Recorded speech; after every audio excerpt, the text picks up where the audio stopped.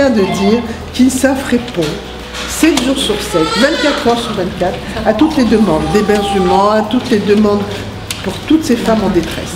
En 20 ans, on a pu traiter 10 000 dossiers, 10 000 mamans avec les bébés. On est resté très humain. C'est-à-dire que chaque maman est un cas à part. Qu'on va, pour chacune, régler ses problèmes avec la famille, régler avec le papa si on trouve, régler problèmes de papier, régler papier pour bébé, pour elle, les reconstruire aussi, parce qu'il faut beaucoup de coaching, leur apprendre un métier, les placer dans des chambres qu'on va équiper.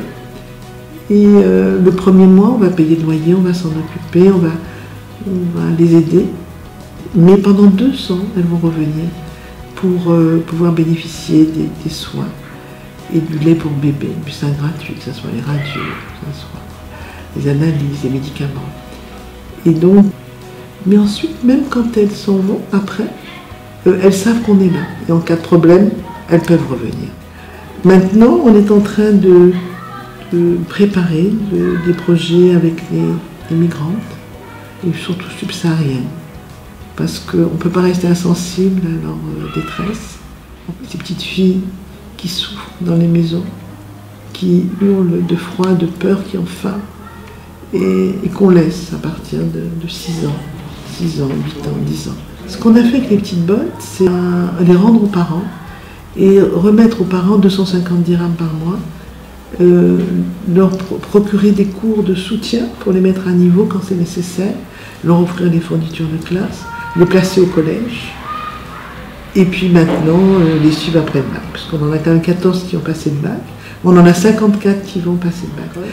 Ils reviennent dans les villages avec des activités génératrices de revenus, ils montrent, ils prouvent qu'il faut quitter le travail pour aller à l'école, que c'est extrêmement important d'aller à l'école.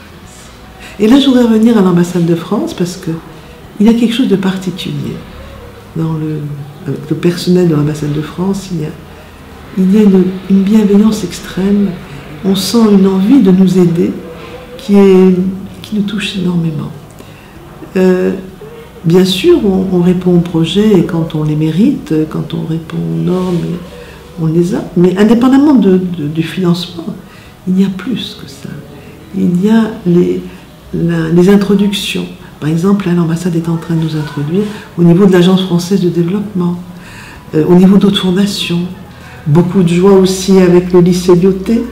Le lycée Lyoté, tous ces jeunes qui nous aident, ça me donne la chair de poule, c'est fantastique. On a pu faire des choses magnifiques.